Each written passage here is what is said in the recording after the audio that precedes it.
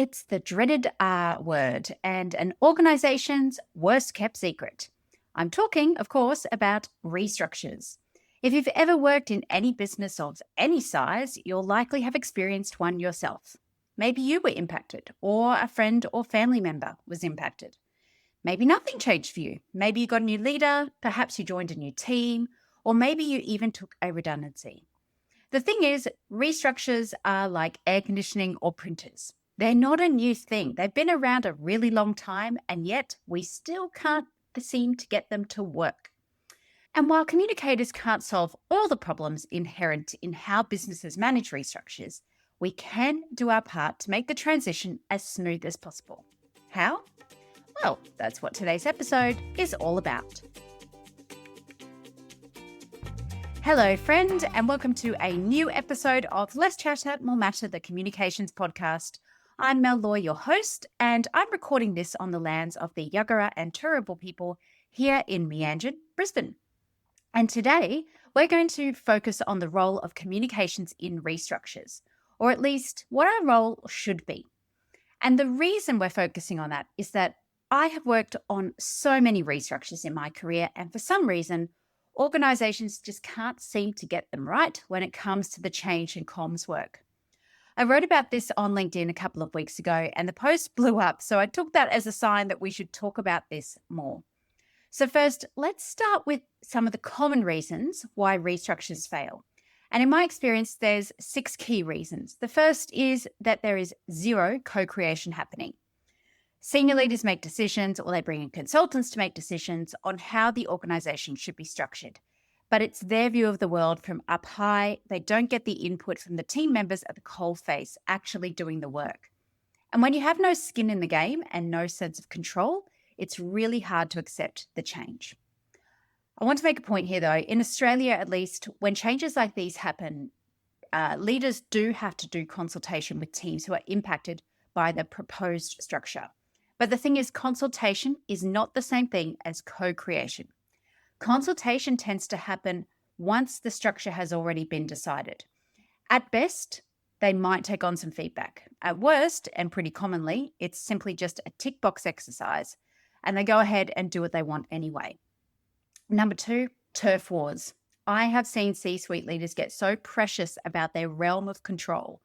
They don't want to give up anything they currently control, so rather than make decisions that are in the best interest of the business or the team members, they just make decisions based on their own egos and their perceived level of power. And that just creates more discord at the highest levels, which of course trickles down to team members. Number 3, really poor communication. It's communication that's insensitive, sometimes it's deceptive, it's unclear, it's delivered in a way that's not the right channel or the right voice for the people that it's going to. I've literally experienced restructures where we were told that if our name didn't appear on the org chart, we were in the redeployment pool. Like, seriously, what the hell? Number 4, the impact of the change is underestimated. The work wasn't really done to understand the impact on people, teams, and ways of working. So when the restructure actually happens, people suddenly realize the support they once had within the business has evaporated overnight, or it's severely reduced. And then you have these shadow roles that pop up in different areas of the business, and you're back to where you started, a decentralized model. I've seen this happen before, but there are ways to work with this, but we will save that for another episode. The 5th common reason is a lack of flexibility. So there seems to be this idea that once the structure is in place, there can be no further changes. That's it. But the reality is your business landscape will continue to change, so your structure needs to be flexible enough to keep evolving as well. And sometimes it's not until that new structure is in place that people realize it's not actually working. So there almost needs to be like a bit of a probation or experimentation period. And the 6th reason, poor leadership. This is where we see leaders making decisions, then backflipping on those decisions, sometimes multiple times, or making decisions that are pretty rash and emotional rather than slower but well thought out. Now, I'm sure there's plenty more you could add to this list here, but they're my top 6. So they're the challenges. What role can communications play in helping to mitigate some of them, if not address them entirely?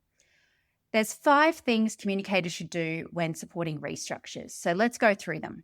Number one, call it what it is. Stop using stupid jargon. Right-sizing, downsizing, reorganizing, optimizing, whatever you're trying to call it, just stop it. People are not stupid. And if you want to get people on side during a restructure, then you need to follow those 3 principles of change communication: transparency, thoughtfulness, and timeliness. I remember once, many years ago in a corporate job, the C-suite brought in one of the big 4 consulting firms to help with a restructure, and they called it the Business Improvement Program, or BIP, BIP. Now, apart from the fact that we all knew they were just trying to put lipstick on a pig here, BIP became a verb in and of itself. So, for example, if your team was being restructured, we called it getting BIP'd. It was not a great look for that change. So when you're transparent and timely and thoughtful, you've helped to build trust. It's that trust that is going to make the path smoother, even for people who are negatively impacted.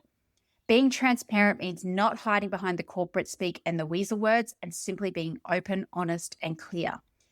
It's also about using concrete rather than abstract language. Concrete language means it's super clear. And interestingly, through the research, they've found that concrete language can improve recall, audience satisfaction, and improve the credibility of the messenger. If you use abstract language, that's words like anticipate or we believe, etc., all you do is erode trust with that language. People can see through it and begin wondering what you're hiding. So if you are responsible for communications to support a restructure, or you're coaching others, encourage them to stop hiding behind the jargon and be really clear and call it what it is: a restructure. Now, number 2, like I said earlier, many times the consultation undertaken by leaders and HR is little more than a tick box exercise designed to give the impression that they give a damn. So they go out, they talk to teams, they share the proposed structure, ask for feedback, nod wisely, and then go away and ignore everything. Now, imagine being the team member in that situation and wondering why you bothered wasting your time and energy giving feedback if it wasn't listened to. And apart from feeling pretty exasperated, it would also give the impression that the leaders who hold your job in their hands don't care. And again, that's not a great basis for a smooth transition to a new structure. So as comms pros, even if you can't control the consultation itself, you can try and influence it. So for example, in your draft comms strategy and plan, demonstrate how leaders will need to communicate before, during, and after consultation. And that includes things like sharing the key themes that came through during consultation, what was taken on board and why, what wasn't taken on board and why, and provide multiple ways for people to ask questions and share feedback, and multiple ways to share those inputs and the responses. So for example, an intranet page with all the questions and responses, and keep it anonymous if you need to. If you can do this before, that's the co-creation piece. That's the piece that helps to influence the proposed structure before anybody sees a proposed structure. One of the things you can do, which we're doing with a client at the moment, we implemented them about 6 months ago and they're going really well, are holding these Ask Us Anything sessions. They've been invaluable. So basically, people are able to submit their questions anonymously just through a Microsoft form. And then every month we have these sessions. They're 30 minutes, just held on Teams. And the senior leaders then answer those questions live one by one. And they can also take other questions during the session. Now, the benefit of doing it this way is that people know that there's going to be this outlet to ask questions. But also, as a communicator, you get this really good sense of what's on people's minds, where you need to be clearer with your messaging, or where the gaps are in the messaging. And it can also show leaders that they need to step up. But that's a story for another day. So that's the second tip: demonstrate how feedback is being listened to. Now, the third one is communicate with empathy. As I said earlier, there's those 3 T's of trust for effective change communication: transparent, thoughtful, and timely. Thoughtful is what we're talking about here, and that means a few things. First of all, as I said, empathy. Remember, you are talking to humans, not robots, and humans have feelings. And during a restructure, they'll have a lot of them, and they could be very valid feelings as well. I've heard leaders say things like, "It's not personal, it's business," when communicating that someone's job is on the line. Well, sorry, mate, but that's pretty personal for that person. Or I've also heard, "I hate having these conversations. I feel awful." Yeah, well, the person you're talking to probably feels worse. Leaders often need communication coaching, not just understanding what their HR obligations are when they're leading a restructure. So instead of making it about them, they need to focus on how the team member feels. It means asking how they're feeling, asking what they need, what questions they want answered.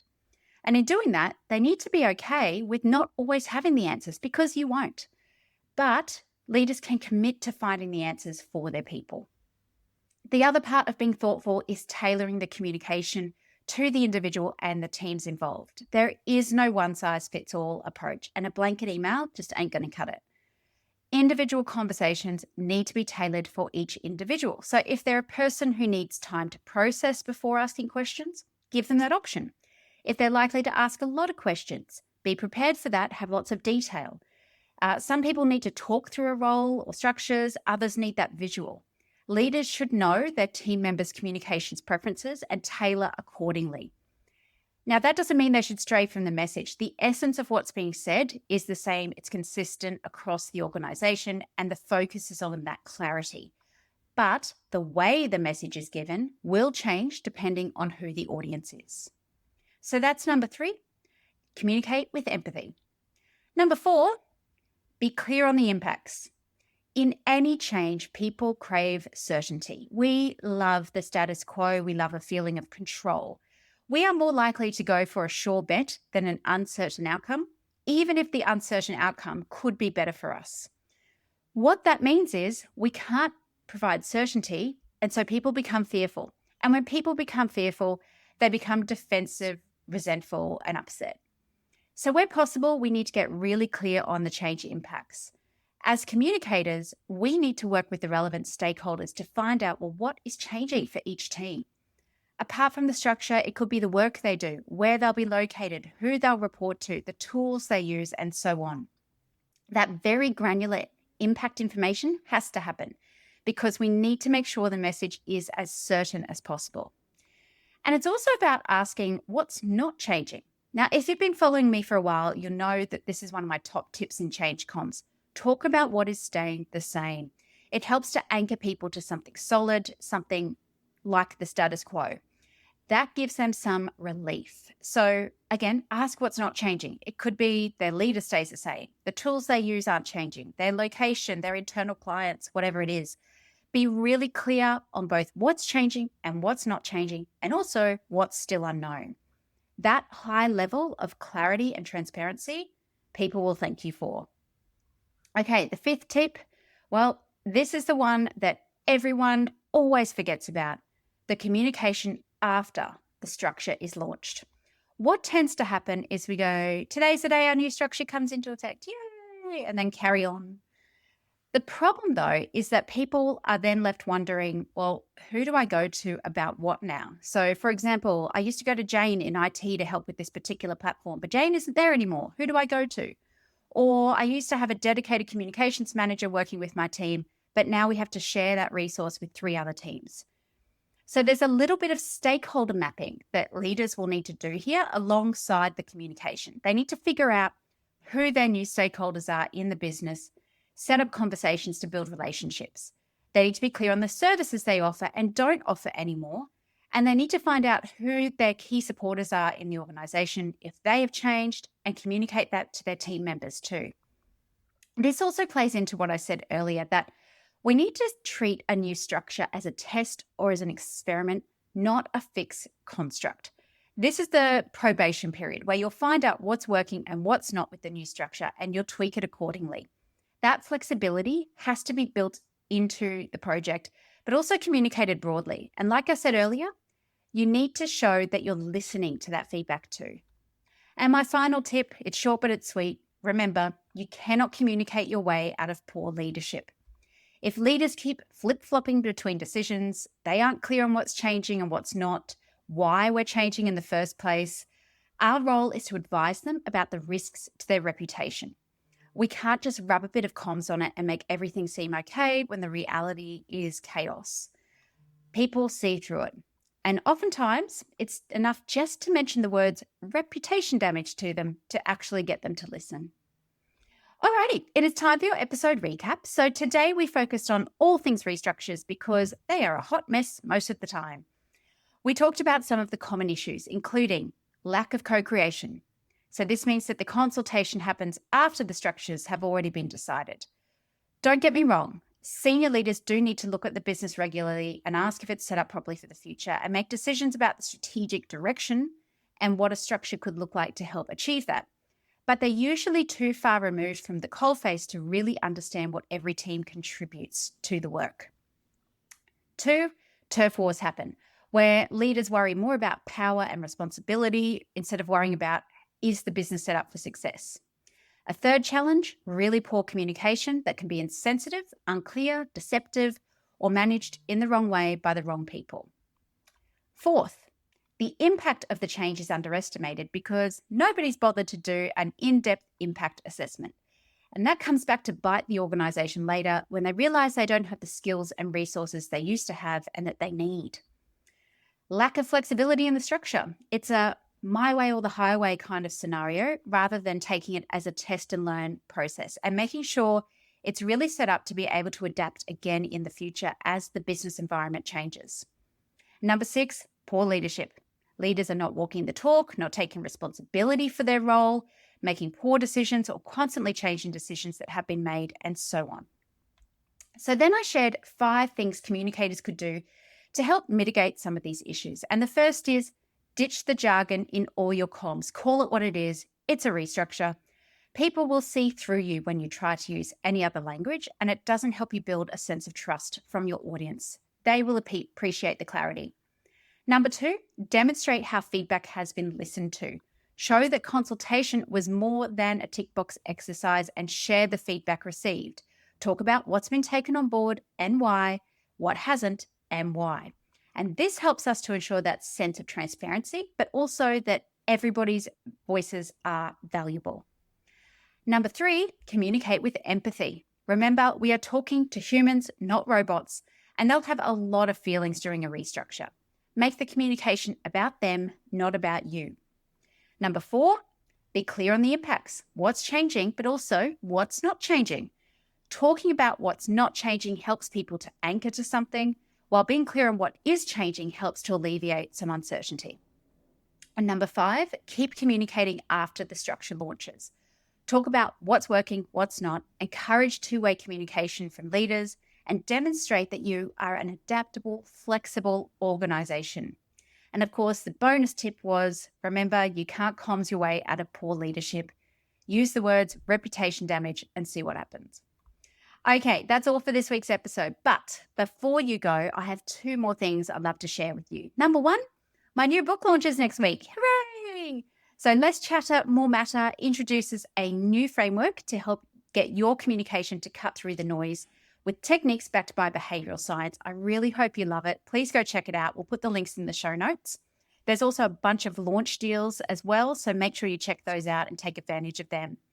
And number 2, if you love this show, please share it with somebody else who might love it, or take a moment to become a reviewer. It only takes about 6 seconds to rate and review, but makes a lifetime of difference to the show. All right, folks, that's all for today. Thanks again for tuning in.